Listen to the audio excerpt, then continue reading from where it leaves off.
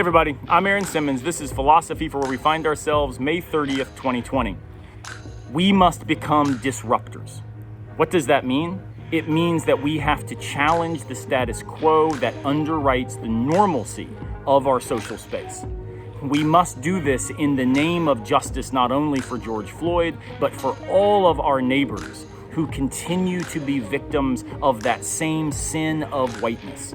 When we recognize that racial and economic justice must be brought together, we then can begin to interrogate the workings of power by which our society operates.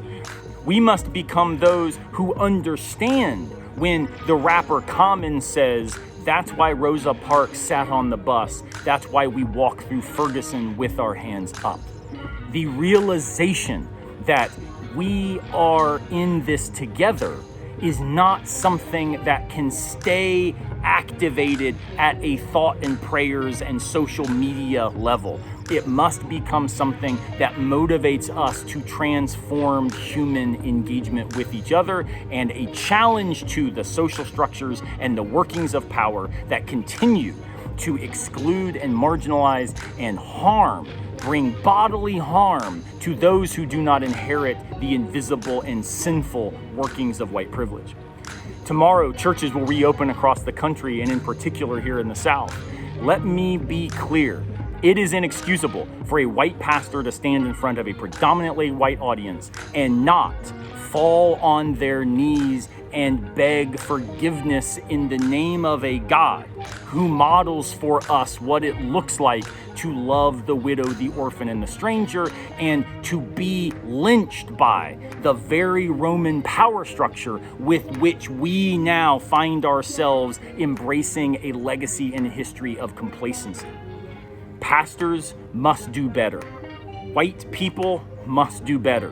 Society must be broken if it cannot do better. Disruption in business practice is celebrated as innovative. Disruption in justice is condemned by our leadership as the working of thugs. We must say no to all of this. We must begin to say yes to those who need hospitality, to those whose bodies are threatened by the workings of power, and we must begin to then let our bodies be broken with theirs in order for us all to narrate the human condition as a space of actual equality, actual dignity, and actual inclusion. This is a result of generations of white privilege continuing to just be named as good, hardworking Americanism. We must no longer believe that rhetoric.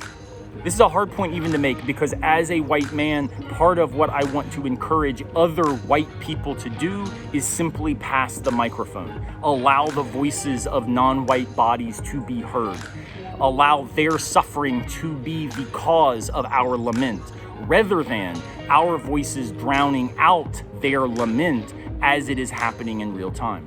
We must do what we can and use our voice how we can. And so as for me and my family, we will stand with those who are disruptors of racial injustice, who are disruptors of economic injustice, who are disruptors of gender violence, who are disruptors of homophobia.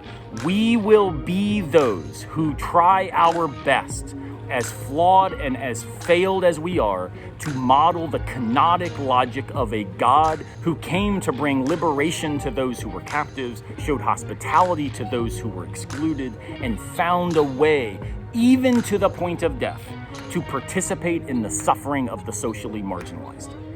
That kenotic logic, that is ultimate disruption. That is where we must stand too. I hope this is helpful for you today as we all call ourselves to be better than our history has invited us to be. I'll see you tomorrow, unless a piano falls on our head.